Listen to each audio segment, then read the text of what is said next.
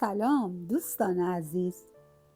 امروز قصد دارم شما رو به 1000 سال پیش ببرم، به بغداد، شهری پر از قصه های عجیب و غریب. قصه ای که امروز میشنوید فقط یک داستان نیست، بلکه درس بزرگی درباره انصاف، طمع و هوش انسانی به ما میده. آماده اید؟ پس بزن بریم. در روزگار قدیم در بغداد تاجری زندگی می کرد که همه مردم او رو دوست داشتند. چرا؟ چون همیشه با انصاف بود، سود کمی می گرفت و به مردم خیلی کمک می کرد.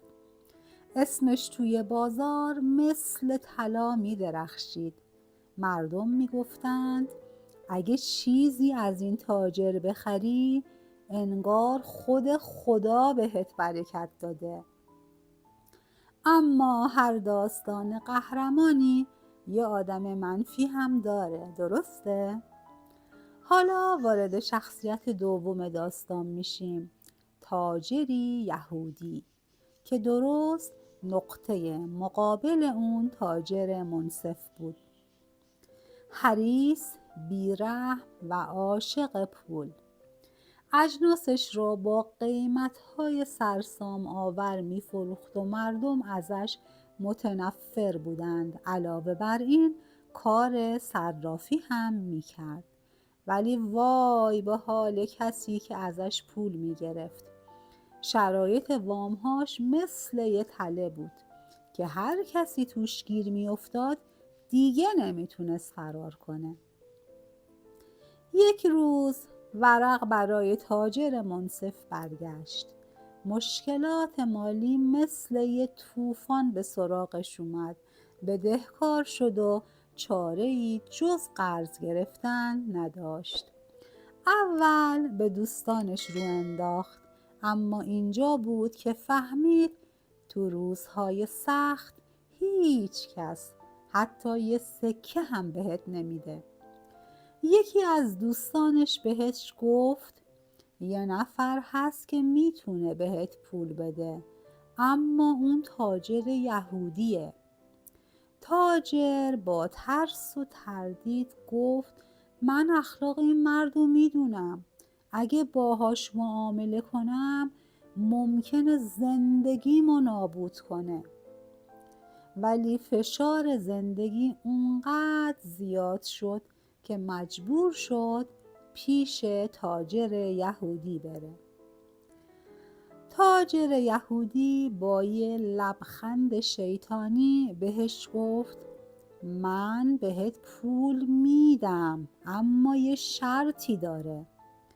باید سندی بنویسی که اگه نتونی پولمو پس بدی اجازه داشته باشم یک رطل از گوشت بدنت رو از هر جایی که بخوام ببرم.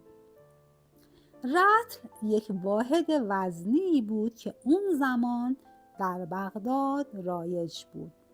تصور کنید یه لحظه خودتون رو جای تاجر بذارید، چه احساسی داشتید؟ اون اول مخالفت کرد، ولی وقتی طلبکارها مثل گرگ بهش فشار آوردن مجبور شد این شرط وحشتناک رو قبول کنه. سندی رو نوشتند و تاجر پول رو گرفت، اما دلش مثل آتش میسوخت. چند ماه گذشت و موعد باز پرداخت پول رسید، اما تاجر نتونست پول رو برگردونه. تاجر یهودی که از این فرصت خوشحال بود سریع به دادگاه رفت و شکایت کرد.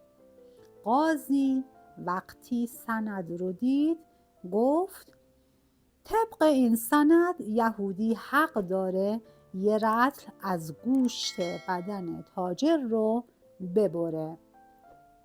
مردم بغداد که از این خبر شوکه شده بودند به دادگاه اومدند.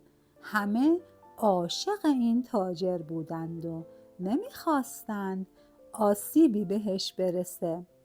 اما قانون سخت بود و قاضی نمیتونست حکم دیگه ای بده. یهودی چاقوش رو آماده کرده بود و میخواست کارش رو شروع کنه. اما همین جا بود که یه اتفاق جالب افتاد. وسط اون شلوغی ها بهلول وارد دادگاه شد. بله، بهلول همون مرد دانا و زیرک که همیشه مردم بغداد از هوش و ذکاوتش تعریف می‌کردند. بهلول بلند شد و گفت: ای قاضی، اجازه می‌دهی من وکیل این مرد بشم؟ قاضی گفت: البته، اگر دفاعی داری بگو. بهلول لبخندی زد و گفت: طبق این سند یهودی حق داره یه رطل از گوشت بدن این تاجر رو ببره، اما به شرطی که نباید حتی یه قطره خون از بدنش بریزه. همچنین دقیقاً باید یه رطل باشه، نه یه مثقال بیشتر و نه کمتر. اگر بیشتر یا کمتر باشه یهودی محکوم میشه و تاجر حق داره قصاص کنه. قاضی که از این استدلال هوشمندانه حیرت کرده بود گفت: حق با بهلوله. اگر میتونی بدون ریختن خون و دقیقاً یه رطل گوشت ببری انجام بده، وگرنه دست از شکایتت بردار. یهودی که فهمید خودش توی دردسر افتاده سریع از شکایتش صرف نظر کرد. قاضی هم حکم داد که تاجر فقط اصل پول رو برگردونه. مردم از این عدالت خوشحال شدند. بهلول با زیرکی خودش جون یه انسان رو نجات داد و دوباره ثابت کرد که عقل از هر چیزی قوی تره. این داستان به ما یاد میده که هیچ وقت نباید در برابر ناعدالتی تسلیم بشیم. همیشه راهی هست که با فکر و تدبیر حتی از بدترین شرایط هم نجات پیدا کنیم. دوستان عزیز، اگر این داستان براتون جذاب بود حتما ویدیو رو لایک کنید و نظرتون رو در کامنت ها بنویسید. فراموش نکنید که کانال رو سابسکرایب کنید تا داستان های بیشتری از حکمت و دانایی بشنوید. تا ویدیوی بعدی مراقب خودتون باشید.